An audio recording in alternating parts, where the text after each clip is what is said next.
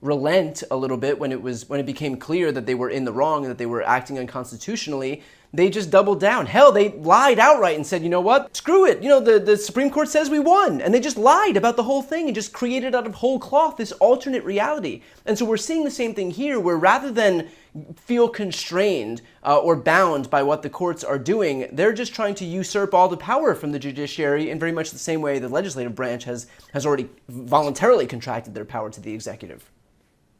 But they're failing, Brian. And it makes a larger point that the first 100 days of Donald Trump have been a failure. He has not succeeded in transforming the government in the way that he sought. Take Abrego Garcia. You're right. The Supreme Court ruled against them. They went back to the court. They tried to mischaracterize in the lower court what they did. Yeah. But that judge didn't let him get away with it. She put the wood to him. The result is there's now a consensual 1-week pause. I've been practicing law for a very long time. That is DOJ signaling that they want to find a settlement. Mm-hmm. They want to find a way out of their bind. It may or may not work. As you know, we're active in all of these cases. We at State Democracy Defenders Action and our associated groups, more than 60 cases. And we are getting court orders this week. We got them at the rate of one every 2 days. Voice of America, preliminary injunction, Donald Trump, you can't violate the law and shut down Voice of America. Donald Trump's election EO, preliminary injunction, Donald Trump, you can't reset the federal election registration form. That's not up to you. And on and on. We've got many of these orders. As a result, Donald Trump, because of what's happening in the courts of law and all the other dimensions of our democracy, even as we speak, there's a peaceful, large, vigorous protest in front of the courthouse at what Donald Trump has done. He's not getting away with it. He has lost the first 100 days. And this lash out by Pam Bondi is just why he lashes out at me sometimes. It's the same thing. They're losing, and it makes them angry. But Bondi went too far. She crossed the line, and the judges are going to rule even more against DOJ as a result of what she said today.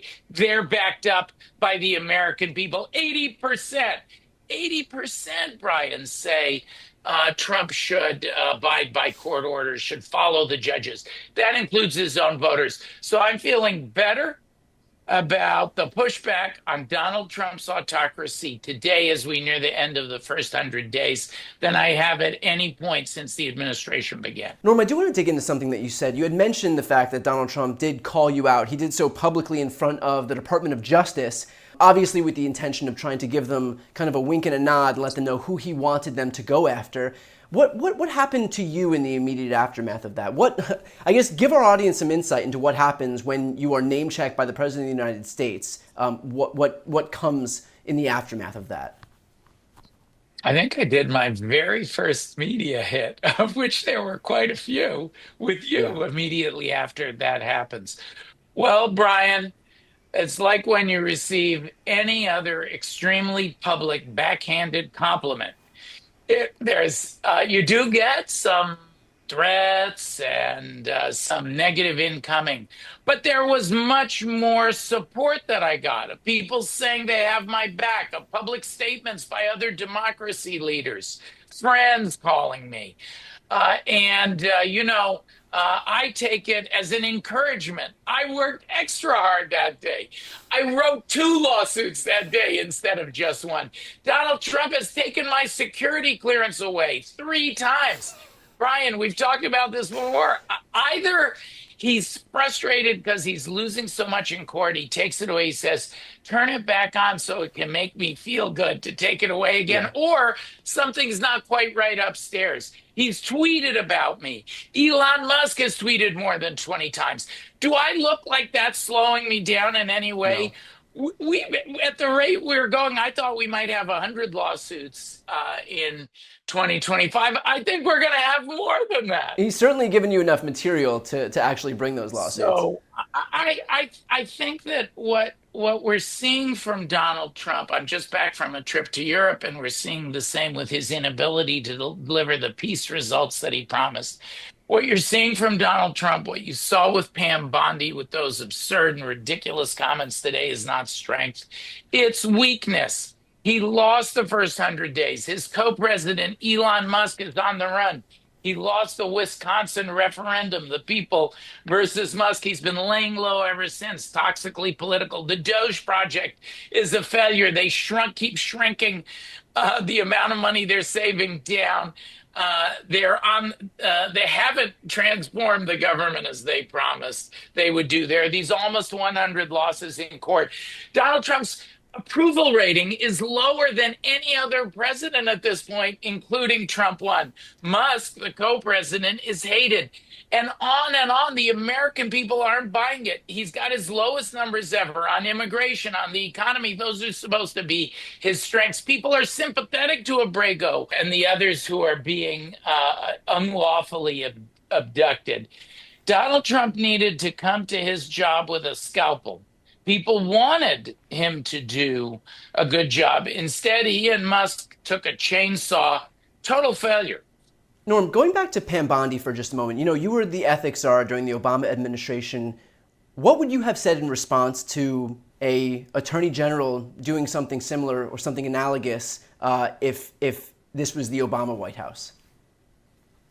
Well, I would have gone right to President Obama and said, the AG must be fired. If you can't get the AG's resignation, then you shall have mine.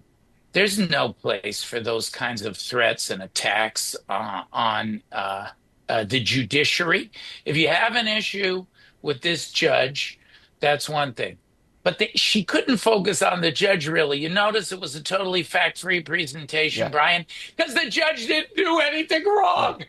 There's no illegality or so. Instead, she made clear that this was an act of intimidation against the judiciary.